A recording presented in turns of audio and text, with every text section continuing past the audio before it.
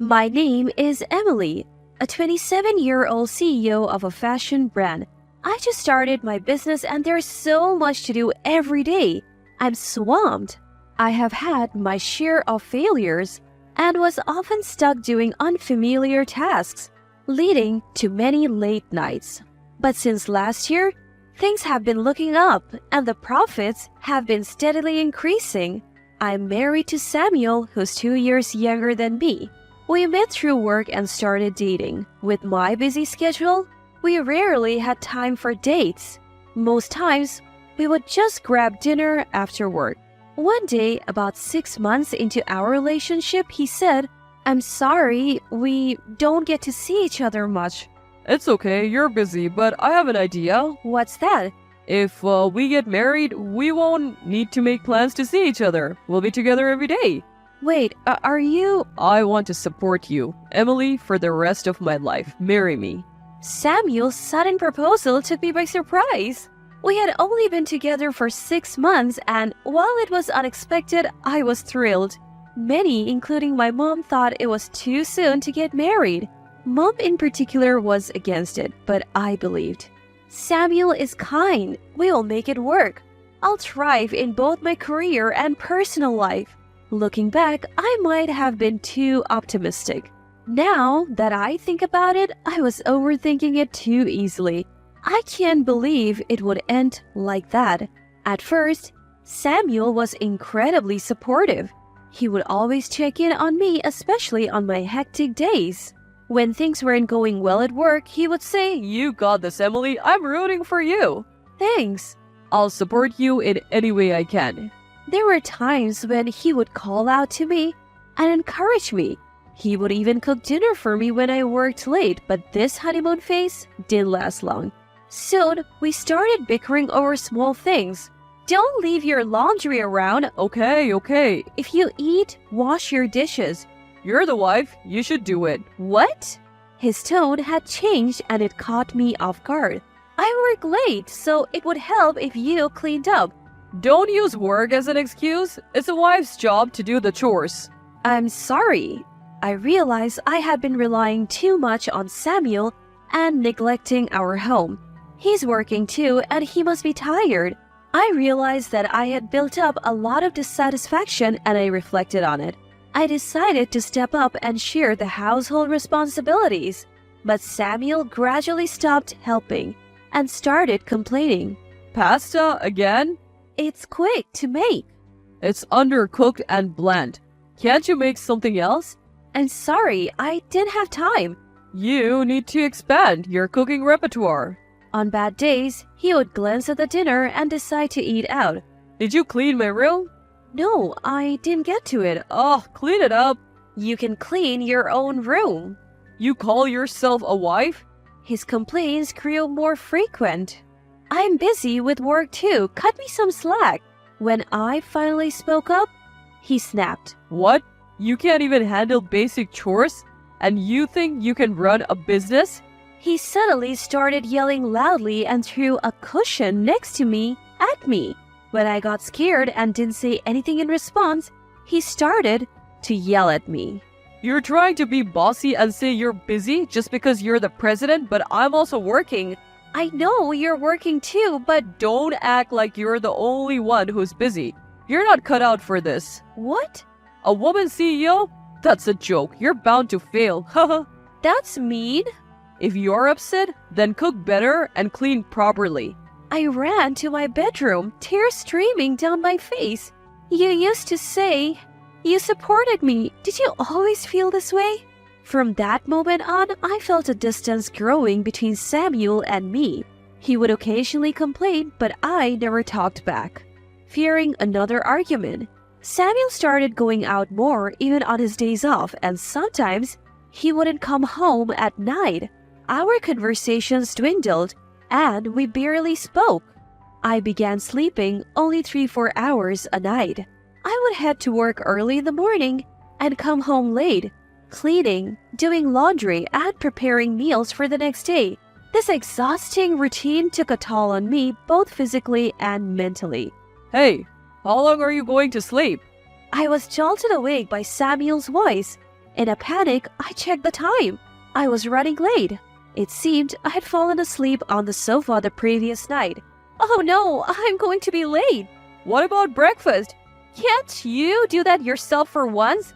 In my rush, I accidentally let my true feelings slip. You make it. It's your fault for oversleeping.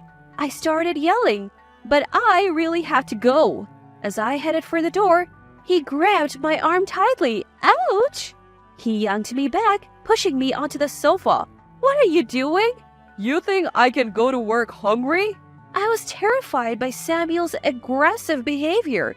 Fearing he might get even more violent, I decided to make breakfast quickly after informing my colleagues I would be late. Samuel ate the freshly made meal in silence. As I tried to leave quietly, he suddenly threw his plate on the floor. This tastes awful. The plate shattered and the food scattered everywhere.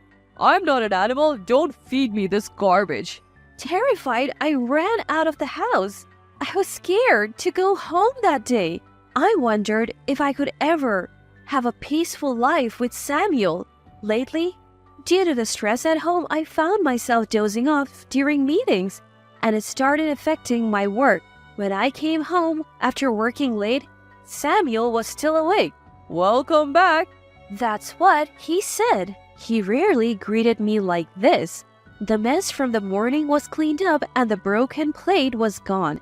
It felt eerie, as if nothing had happened.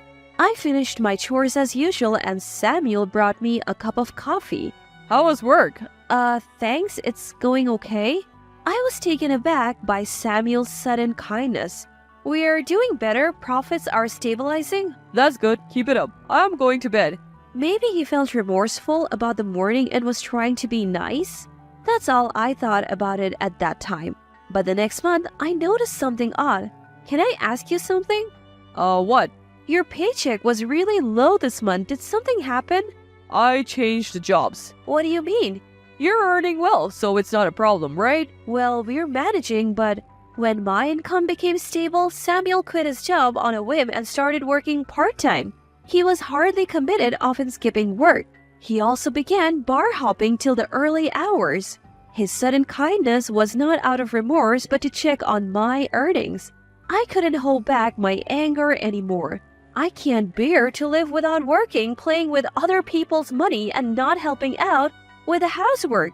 What's your deal? What? You quit your job without discussing it and you're out drinking every night? Isn't that strange? So what? You're the one earning. But you're spending my money on drinks more than our living expenses. Then earn more. Haha. What do you think you're doing? You're so annoying. Are you cheating on me? What? Why would you think that? I can tell, even if you hide it.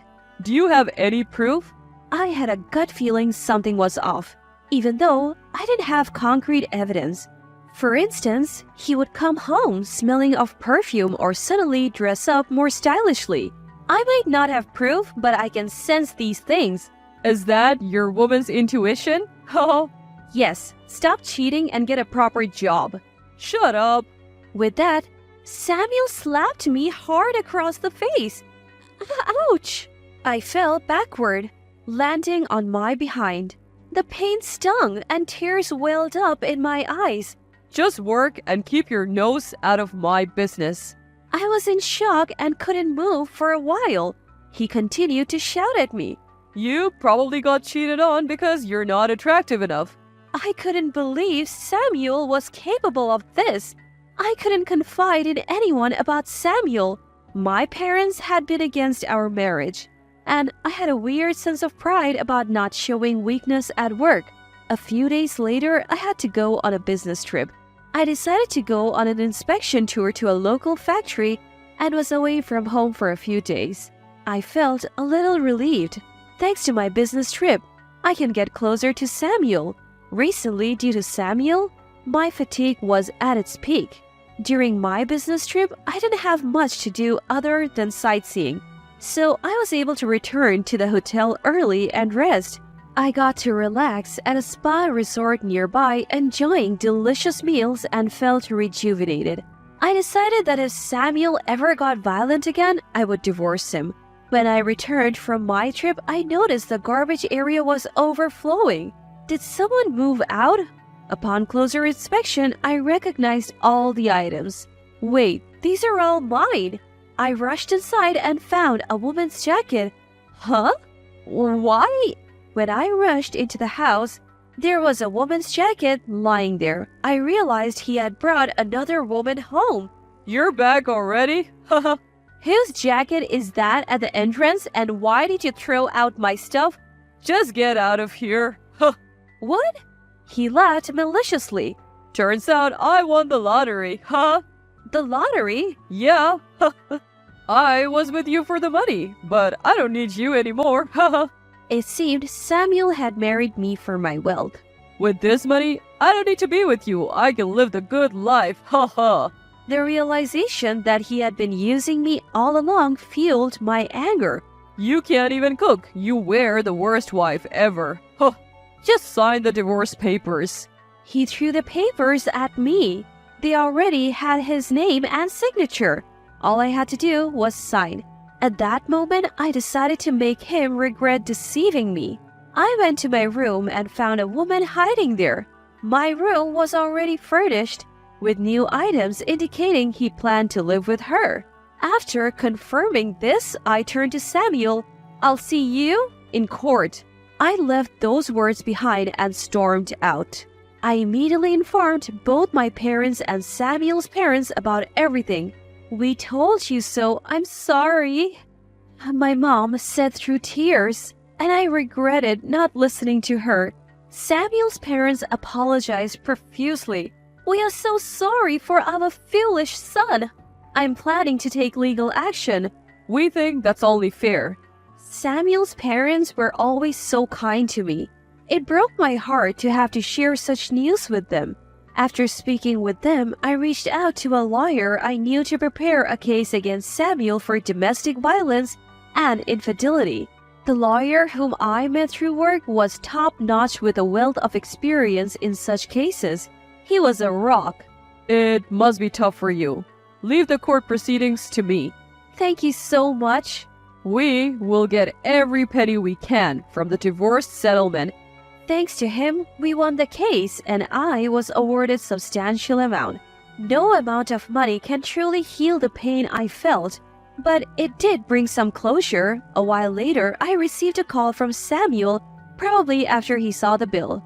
I thought of giving him a piece of my mind, but when I answered, he said, Got the bill, huh? Haha. To me, that's just pocket change. Doesn't hurt me one bit. Too bad for you. Haha. I hung up without saying a word. How could he consider such an amount trivial? Did he win the lottery or something? I felt defeated, thinking my revenge had no effect on him, but I decided to move on, focus on my work and forget about Samuel. A month later, he called again. I'm sorry, I was wrong. Samuel, suddenly apologetic, caught me off guard. What now? Turns out I misunderstood the lottery results. I didn't win. I couldn't help but laugh. Karma does exist. Oh, you think we can start over? Are you kidding? Work hard and pay the settlement. But how can I? Weren't you the one saying it's just pocket change? I'm sorry, can you reduce the amount? I really can't afford it. No way. I'm really struggling right now. You should have thought of that before. Look at the bill, and you'll see how much pain you caused me. Yeah, I understand, but I can't afford to pay that much money.